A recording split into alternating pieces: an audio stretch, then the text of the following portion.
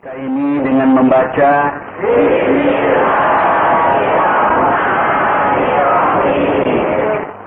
Alhamdulillahi Rabbil Alamin wa bihi nasta'inu ala umuri dunya waddin. Ashhadu an la ilaha illallah wa ashhadu anna Muhammadar Rasulullah. Allahumma salli wa sallim wa barik ala sayyidina Muhammadin wa ala alihi wa ashabihi wa tabi'in wa man tabi'ahum bi ihsanin ila yaumiddin. Amma ba'd. Ibu-ibu, bapak-bapak, saudara-saudara yang berbahagia, baik yang berada di studio pagi ini maupun yang berada di kediaman masing-masing dan di perjalanan. Alhamdulillah, segala puji dan syukur bagi Allah yang telah menyampaikan niat kita dan umur kita sampai pagi ini, sehingga kita dapat melanjutkan kaji kita surah Ali Imran ayat yang ke-113. Kemarin belum selesai, baru sampai pada yatluna ayatillahi ana al-lail, ya. Jadi kemarin diterangkan tidak semua orang Yahudi jelek.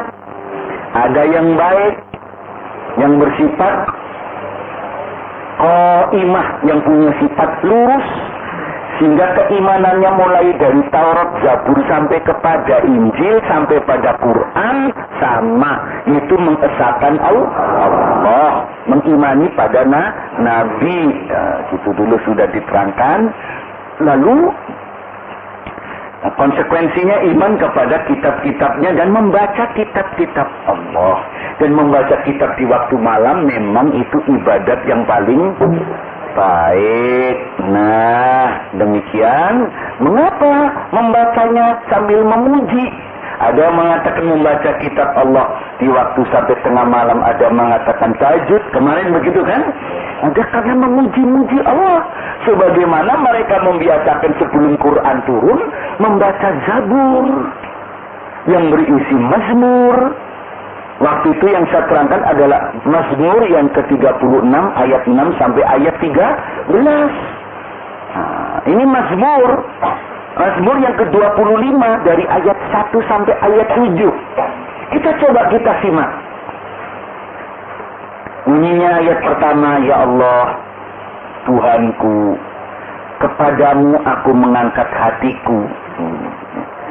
Hanya kepadamu aku mengangkat hatiku, ya. Jadi terangkat hati, mempunyai niat untuk berbuat apapun itu hanya kepada Allah. Ini tentang keikhlasan. Yang kedua, ya Allahku, padamu juga aku mempunyai harap. Jadi hanya memohon kepada Allah. Punya harap itu pun hanya kepada Allah. Tidak punya harap kepada orang. Buat orang yang akan menolong kita, itu pun digerakkan hatinya oleh Allah. Ya, ini diterangkan di sini, ya Allahku, padamu juga aku punya harap.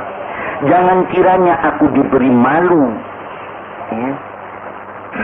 Jangan sampai diberi malu gara-gara punya harap bukan kepada Engkau. Aku menjadi malu. Jangan diberi apalah seteruku melompat-lompat dengan kesukaannya karena sebab aku. Artinya jangan sampai musuh itu menjadi senang di depanku gara-gara ulahku yang keliru. Jangan. Ya, gara-gara ulah kita keliru, itu orang yang nggak senang, orang yang tidak beriman senang kalau kita itu nggak. Itu dibaca di malam hari. Sesungguhnya segala orang yang menantikan engkau itu tidak mendapat malu. Ya, di sini diterangkan semua orang yang hanya menantikan harap dari Allah, menantikan ridhonya Allah, itu tidak akan diberi malu oleh Allah. Artinya tidak dihinakan. Lalu selanjutnya dikatakan, melainkan mereka itulah yang akan mendapat malu orang yang berbuat khianat dan orang yang berbuat semena-mena. Yang akan dapat malu orang itu. Hantarkanlah aku ke dalam kebenaran-Mu dan ajarlah aku, karena Engkaulah wahai Allah pohon keselamatanku.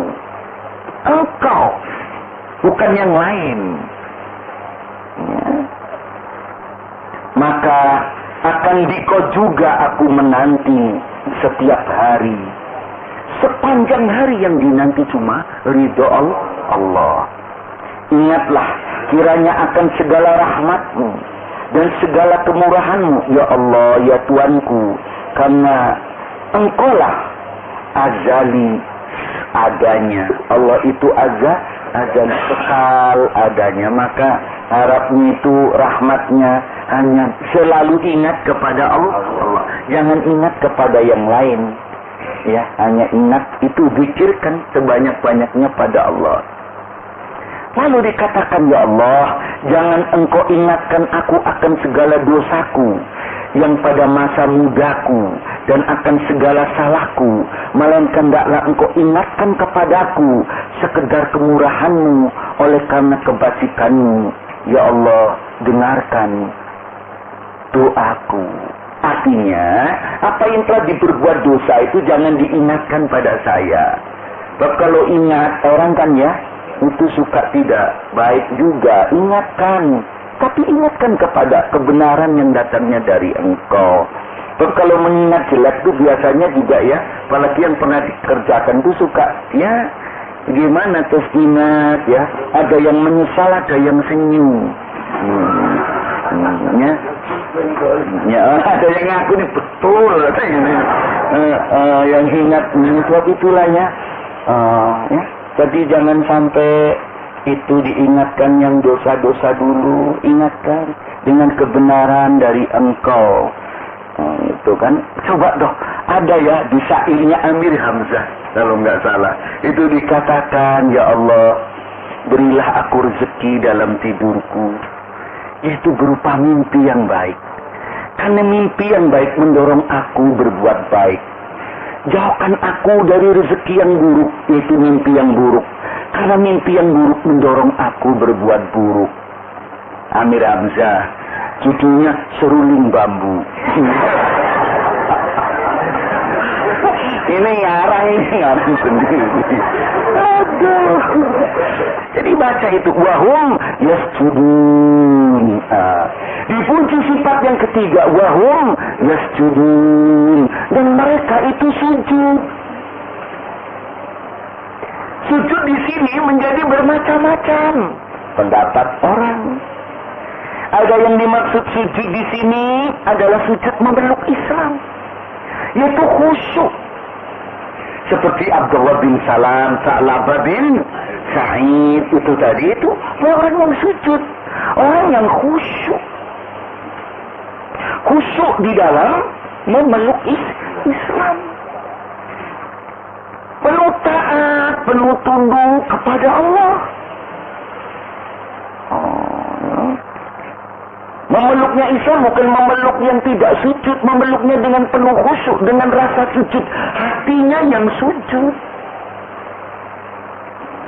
Kan ada kan yang meluk Islam tapi sholat juga enggak, baca Quran juga enggak, kan gitu kan? Ada lu dulu zaman Jepang, sekarang enggak ada lagi itu. Nah, inilah dia dari agama lain masuk Islam terus ya masuk itu aja. Ya karena hal-hal tertentu aja ya. Loh ini saya nggak ngerasani jeleknya orang, artinya fakta itu ada. Padahal di sini ada orang yang karena ngerti bener, ngerti ajaran Taurat yang sebenarnya, dia juga jadi baik bener. Tapi memang orangnya kalau setengah-setengah ya memang susah deh, setengah-setengah ya. Tapi itu deh. Lah coba tuh ibu-ibu di kampung kan suka nangsu. Ngambil air dari kalau dulu ya di kelenting apa kenting jun, kalau dulu namanya jun apa ya, dari tanah itu dianu di pinggang sini kan, buyung kenting itu. Coba kalau ngisinya nggak penuh, bawanya enak nggak? Kocak. Ini coba kalau bawanya penuh, enak. enakan. Kan ada lagunya kan tuh. Bapak pucung kan itu. Ikan itu kan. Bapak pucung cangkemmu madhep mandur. Sabamu ning sendang pencokanmu lambung kering. Rapeng wismo si pucung muntah kuwoyor gitu. Gitu. Coba bawa gitu. Mikul apa saja toh. Kalau tidak penuh, kocak itu nggak enak kok. Nggak ada. Itu yang penuh. Nah, jadi begitu ya. Baiklah ibu-ibu, bapak saudara-saudara yang berbahagia. Inilah. Jadi mereka sujud itu artinya itu tadi. Ada yang makanya sujud itu artinya sholat. Ya, mereka sholat. Setelah membaca ayat-ayat Allah dengan penuh kesadarannya, dengan baik, dibuktikan keimanannya itu dengan sujud. Sholat. Mengapa dikatakan sujud itu sholat? Karena as-sholatu imaduddin. Sholat itu tiang agung agama. Dan itu yang akan dihisab yang pertama-tama. Yang akan dihisab pertama-tama besok sebelum dihisab yang lain adalah sholat. Maka sujud di sini dimaknakan sholat. Baik, tapi ada lagi pendapat sujud di sini apa menurut tafsir Al-Manar. Pertama, sujud itu artinya orang yang sujud itu orang yang menghinakan diri. Menghinakan diri di hadirat Allah. Merasa dirinya hina. Artinya apa? Mengaku bahwa dirinya berstatus makhluk. Makomnya makom makhluk. Statusnya status makhluk. Itu mengakui pertama dulu. Nah, dari sujud mengakui makhluk, lah namanya makhluk tidak ada lain kecuali taatnya kepada Khalik. Khaliknya siapa? Allah. Maka ia pun menjadi taat, termasuk sujud dalam makna sholat. Nah, demikian. Jadi sifat yang ketiga yang baik di sini dikatakan wayasjudun, dan mereka sujud. Nah, sifat yang keempat dibicarakan selanjutnya diterangkan oleh Allah dalam ayat yang ke-114. Bagaimana dalam ayat yang ke-114 dikatakan yu'minuna billahi wal yaumil akhir. Sifat yang keempat yu'minuna billahi wal yaumil akhir. Mereka beriman kepada Allah dan hari akhirat. Di sini dipergunakan fi'ilnya fi'il mudhari' yu'minuna. Bukan fi'il madhi. Kalau fi'il madhi bentuk past tense, bentuk lampau. Ini bentuk sekarang dan yang akan datang, present dan future tense. Jadi satu menunjukkan apa? Berimannya itu akan terus menerus sampai mati. Maksudnya begitu. Yu'minuna billahi wal yawmil akhir. Mereka selalu terus menerus beriman kepada Allah dan hari akhirat sampai mati mereka. Maksudnya begitu.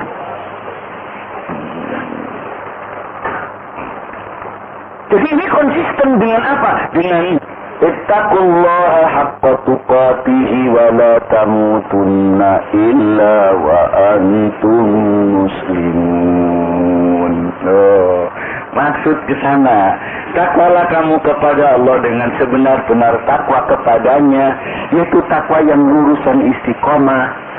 Wala tamutunna illa wa antum muslimun. Dan jangan sekali-kali kamu mati konyol, mati murtad, kecuali mati dalam keadaan muslim. Di sini persis yu'minuna billahi wal yaumil akhir. Nah, terus dalam hal ini menunjukkan bahwa keimanan yang dituntut, keimanan yang telah diikuti oleh orang-orang Yahudi yang masuk Islam itu keimanan yang hakiki. iman kepada Allah diikuti dengan hari akhirat. Ini sebetulnya sudah diambil singkatnya. Ini iman kepada Allah berarti iman kepada malaikat, kan gitu. Iman kepada kitab, iman kepada para nabi, iman kepada hari akhirat. Hanya disingkat sekarang. Dimaknyakan, disertakan iman pada Allah, iman kepada akhirat. Mesti begitu. Ciri agama Allah itu begitu. Dan iman yang seperti ini, iman kepada Allah dan iman pada hari akhirat, itu tidak ada sejak Taurat, Zabur, Injil, Quran. Nah, itu dalam berikutnya jarang lagi orang Yahudi mengatakan soal akhirat. Sebab akhirat diganti dengan kehidupan dunia. Itu kesalahan mereka itu. Hingga menggantikannya ke Talmud segala tidak disebut lagi soal akhirat. Sebab mereka sudah merasa menjadi kasih sayang Allah, ya, tidak merasa akan disayang, tidak akan ada apa-apa di sana, maka di akhirat nggak usah dibicarakan. Jadi orang kalau sudah beriman kepada Allah, sudah sering saya terangkan, Allah dijadikan sumber wibawa, Allah dijadikan sumber disiplin, Allah sudah dijadikan sumber tanggung jawab. Pasti ia berupaya untuk menjauhi perbuatan yang terlarang. Ia akan selalu berbuat mendekati Allah dengan jalan berbuat yang diridhoinya. Dengan kata lain, ia akan berbuat taat. Iman pada akhirat berarti iman kepada adanya sanksi, kepada adanya akibat hukum atas segala yang ia lakukan di dunia ini. Dunia ini alam penyebab, kan begitu? Alam akhirat sebelum kita di dunia alam netral. Alam netral artinya belum ada pahala, belum ada dosa. Karena adalah belum ada taklif. Mengapa tidak ada taklif? Belum ada mukalaf. Mengapa belum ada mukalaf? Manusia belum berfisik untuk melakukan satu taklif kewajiban. Saat di dunia kalau ada mukalaf baru ada taklif, maka dunia alam penyebab. Tidak begitu. Nanti alam kubur, alam mahsyar, alam akhirat itu alam akibat. Di sini sunatullah berjalan terus, hukum sebab akibat. Nah, itulah ibu-ibu, bapak-bapak, saudara-saudara yang berbahagia, sekedar untuk dapat dipahami mengapa beriman pada Allah dengan hari akhirat. Lah, orang yang iman pada akhirat yakin akan adanya sanksi atau akibat hukum yang diberikannya sebagai alam penyebab, pasti ia berupaya untuk taat kepada Allah. Taat itu apa? Taat itu artinya mengikuti kehendak Allah, mengikuti iradat Allah. Ini istilahnya ulama ahli usuluddin, ulama ahli akhlak. Kalau ulama ahli fikih mengatakan taat yaitu mengikuti hukum Allah. Kalau tadi mengikuti iradat Allah, kehendak Allah. Lawannya taat apa? Maksiat. Maksiat maknanya apa? Melawan kehendak Allah atau melawan hukum Allah ini. Ya. Baik, jadi dengan yu'minuna billahi wal yawmil akhir, dibuktikan keimanannya itu dengan taat kepada Allah. Itu sifat yang keempat. Ahli kitab yang baik itu yang begini, yang sudah masuk Islam, dulunya ada ahli kitab masuk Islam, ini dipuji demikian ini. Dan memang ya orang kalau beriman betul-betul yang asalnya dari lain terus masuk Islam itu beriman betul, itu lebih ya. Lain dengan yang keturunan. Iya, ini kan kitab keturunan wasiat dari eyang, tapi nggak pernah dibaca, disimpan aja. Bunyinya apa? Hati-hati, jangan disentuh. Malah jangan disentuh. Oh alangger, nggak muka-muka selamat, sama nanya. Sifat yang kelima diterangkan apa? Wa ya'muruna bil ma'ruf. Dan mereka memerintah kepada yang ma'ruf. Dulu sudah saya terangkan, ma'ruf itu apa? Ma'ruf dari kata arafa, ya'rifu ma'rifatan ma'rufan. Arafa artinya tahu, melihat, kenal. Ma'rifat pengetahuan ilmu. Ma'ruf yang diketahui, yang dikenal. Diketahui, dikenal apanya? Dikenal, diketahui tentang nilai kebaikannya. Gitu kan? Nah, dari mana? Kebaikan dari Quran. Quran ini memuat al-khair. Kan gitu kan? Ini al-khair. Ya'muruna bil ma'ruf. Asalnya yad'una ilal khair wa ya'muruna bil ma'ruf wa yanhauna 'anil munkar wa ulaika humul muflihun. Nah, artinya wal takum minkum ummatun yad'una ilal khair. Ayat 104 kan begitu. Hendaknya ada satu umat di antara kamu itu yang yad'una ilal khair, yang menyuruh kepada yang al khair. Apa Quran isinya al khair? Isinya Quran al khair. Kalau sudah dilakukan perbuatannya bentuk aktualisasi, bentuk konkret, bentuk nyata dari Al-Quran yang al khair, namanya al ma'ruf. Ayo ini Quran isinya baik, ayo diamalkan. Al-ma'ruf, amar ma'ruf, amal bil ma'ruf. Yang khair ini diamalkan menjadi ma'ruf. Begitu berbahagia orang yang diberi nama oleh orang tuanya ma'ruf. Ma'ruf kaple melulu. Oh ala rof. Ayah begini. Iya, gak cocok. Nama itu kan tafaul. Tafaul itu artinya mengandung fi'il doa ya, supaya si anak yang diberi nama seperti apa yang termasuk dalam nama itu. Ya udah, emang salah kejadian. Jadi gitu. Jadi orang ini dipuji baiknya kalau ya'muruna bil ma'ruf. Amar bil ma'ruf, menyuruh orang untuk berbuat ma'ruf. Setelah ngerti Quran gini, ngerti loh, sholat itu baik, khair, kan gitu. Ayo diamalkan ma'ruf. Ayo diajak sholat, gitu. Menuntut ilmu baik enggak? Baik. Khair. Oh, maka ayo ngaji. Enggak kotor Mbak Yu, ya sudah pagi didengerin gitu. Pagi juga repot masak, bapaknya anak kan sekolah. Ya sore. Sore tenis kok Mbak Yu.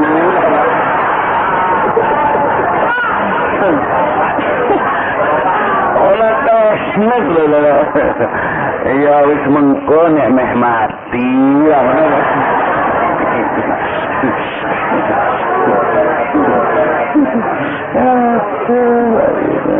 Baiklah ya. Jadi ngajak diajak yang baik-baik. Ngajak baik kok ya. Oh sudah saya ajak sudah 11 kali lebih nggak mau kok. Buat apa? Gak usah ceng. Ini kan? Gak usah ceng. Gak usah mas. Ceng lu ya kan? Gak usah mas. Ancenanu kok. Itu sudah bol kok. Didol-dolke ya, artinya bolin jamaknya kan gitu. Nenek nanya diajak terus toh biar mas emang sudah harapan tipis kok. Ada harapan tipis barang aja ini kaya. Baiklah ya, ini aja. Nah, apalagi kita dalam suasana membangun bangsa dan negara, dalam tahap tinggal landas, gitu. Nah, itu amar bil ma'ruf, ngajak kepada yang baik itu harus ditingkatkan. Dalam pelita yang ini harus kita tekankan betul-betul, ya, hingga kita ikut serta mensukseskan sidang umum MPR, ya kan, 1988 dengan isinya G2N-nya nanti. Ikut serta. Itu. Sebab yang melaksanakan tidak hanya kita, jadi ikut serta mensukseskan. Kadang-kadang mari kita sukseskan. Si sukseskan orang yang sampean tok. Gitu kan. Gitu kan. Jadi ikut serta mensukseskan. Kita ikut serta sukseskan. Ya tak? Nah, jadi amar ma'ruf ini kesana ajak yo baik ini gitu. Siapa yang belum bayar pajak, bayar pajak. Kalau ngisi daftar pajak yang sesuai, ada ngisinya nggak sesuai. Kalau sekarang kan petugas pajak nggak boleh langsung hubungan sekarang. Nah, sekarang sudah kebaikan loh dari pemerintah, ngisinya seenaknya aja. Lo ini adil loh saya ngomong. ngisinya seenaknya. Nah, ditake nggak dateng coba toh. Wong dua diapi iku yo ngono ya. Saya sampaikan sama Pak Salamun. Jadi ibu, bapak-bapak, saudara-saudara yang berbahagia, inilah ya. Wa yanhauna 'anil munkar, dan mereka mencegah segala yang mungkar. Sudah saya terangkan mungkar itu yang jahat. Dari nakaro lalu menjadi nukron, jahat, kejahatan, mungkar yang jahat, yang mungkar, yang keji. Mencegah dari segala yang keji, itu sudah saya terangkan pada waktu lalu. Jadi inilah sifat yang keenam, nahyun 'anil munkar. Satu masyarakat kalau sudah menolak nahyun 'anil munkar, amar bil ma'ruf, nahyun 'anil munkar sudah ditolak, di saat itulah ya Allah, ya Allah, azab sudah sering datang nanti. Dan azab sudah mulai datang, maaf, taubat sudah tidak didengar oleh Allah lagi. Sebagaimana mereka sudah tidak mau mendengar lagi amar bil ma'ruf nahyun 'anil munkar. Dan kalau azab sudah turun begitu, maaf ya, yang tidak dosa ikut kena. Terus orang tanya, gimana? Saya kan baik-baik kok ikut kena. Maaf, pernah Rasulullah Sallallahu Alaihi Wasallam ditanyakan semacam ini dalam kitab Riyadhus Shalihin, ya. Diterangkan nanti semua dihitung menurut niatnya masing-masing. Ada yang orang baik mati dilihat niatnya. Ya, pada waktu itu umpama ada apa-apa terus kecelakaan bos ya, ada musibah, semua orang sak pasar mati umpama saja. Kan sak pasar tidak semua orang jelek, kan gitu kan? Ada kecelakaan kan tidak semuanya orang jelek. Yang kecelakaan kereta api itu kan ya kecelakaan itu kontraksi itu kan tidak semua orang jelek, tapi juga tidak semua orang baik. Kira-kira Allah pangling enggak? Enggak. Mana yang baik, mana yang buruk. Sebab itu nggak usah takut, lebih baik berbuat baik. Ya, Allah tahu. Jangan bingung, ya tapi saya baik begini terus kok mas. Kok mas ya toh? Oh, gini ya sudah. Pokoknya berbuat baik karena Allah. Titik tolak dari iman yang dituju ridha Allah, perbuatannya ibadah itu. Nah, saya kira sampai di sini. Insya Allah besok kita lanjutkan. Mari kita tutup dengan membaca. Wabillahi taufiq wal hidayah. Assalamualaikum warahmatullahi wabarakatuh.